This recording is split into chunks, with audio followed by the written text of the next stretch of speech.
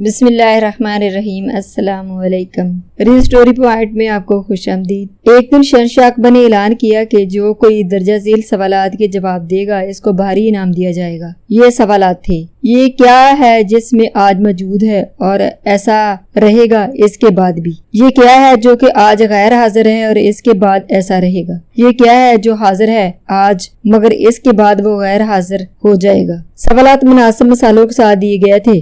کسی کے پاس بھی ان چلاکی کے سوالات کے جواب نہ تھے سوائے بیربل کے۔ بیربل نے شہنشاہ سے کہا کہ علیجا، آپ کے سوالات کے صحیح جوابات تلاش کرنے کے لیے یہ ضروری ہے کہ آپ اور میں دونوں دیہات میں جائیں۔ تب شہنشاہ اور بیربل نے عارفوں کی طرح ایسا بھید بدل لیا اور ٹاؤن کی مارکیٹ میں پھرے۔ مارکیٹ کی دکان میں دونوں داخل ہوئے تو بیربل نے دکاندار سے کہا کہ ہمیں 1000 روپے کی ضرورت ہے بچوں کے لیے مدرسہ تعمیر کرنے کے لیے۔ جب دکاندار نے عارفوں کو اپنے منشی کو رقم دینے کے لیے کہا، پھر بیربل نے مزید کہا کہ آپ سے رقم لینے کے لیے میں آپ کے سر میں اپنے جوتے سے ماروں گا، یہ روپے کے بدلے جو ہم قبول کریں گے۔ دکاندار کے نوکر یہ الفاظ سن کر ناراض ہو گئے اور بیربل سے انہوں نے بدسلوکی کی، مگر دکاندار نے ان کو خاموش رہنے کے لیے کہا اور اس نے کہا کہ مجھے کوڑے مارے جائیں اور یہ یقین دلایا جائے کہ میں نے جو رقم دی ہے اسے نیکی کے کام میں استعمال کیا جائے گا۔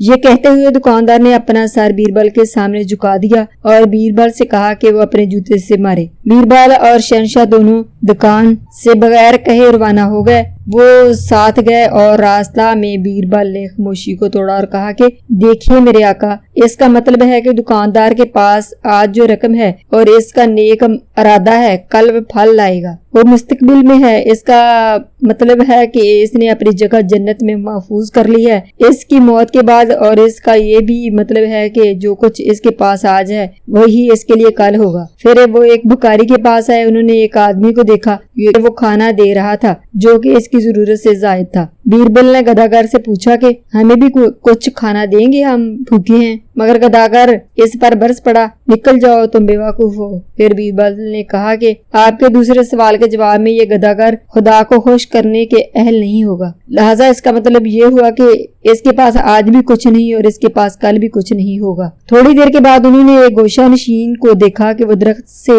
نیچے مراقبہ میں پڑا ہوا تھا۔ بیربل نے اس کے آگے کچھ رقم رکھ دی، مگر اس گوشہ نشین نے کہا کہ ان کو لے جاؤ، یہ تو ماں بیماری ہے، میرے لیے مجھے ان کی ضرورت نہیں۔ مگر اب بیربل نے کہا کہ مہاراج، اس کا مطلب ہے کہ اب یہ غائب ہے، غیر حاضر، مگر اس کے بعد یہ حاضر ہوگا۔ آج یہ تمام خوشیاں قربان کر رہا ہے مگر کل کو وہ لازمی حاصل کرے گا۔ اور مہاراج، چوتھی مثال آپ کے معاملے میں ہے۔ تمہاری ماضی کی زندگی کے اچھے مال کی وجہ سے آج تم اچھی زندگی بسر کر رہے ہو اور زندگی کے لطف اڑا رہے ہو۔ تمہارے پاس زور ہے، عزت اور اقتدار ہے۔ اگر تم اچھی حکومت اور انصاف کے ساتھ جاری رکھو گے یہ تمہارے پاس بعد میں بھی رہے گا۔ اگر تمہارے اعمال خراب اور غلط ہوں گے اور تم ان کی حفاظت اور مستقبل کے لیے نہ کر سکے تو تم سے چھین لی جائے گی۔ شہنشاہ بیربل کے دانائی اور ایماندارانہ جوابات سے بہت خوش ہوا۔ آج کی میری ویڈیو اگر آپ کو پسند آئے اور اسے لائک اور شیئر کریں اور سبسکرائب ضرور کر دیا کریں تاکہ میری ہر آنے والی ویڈیو آپ کو جلد حاصل ہو سکے۔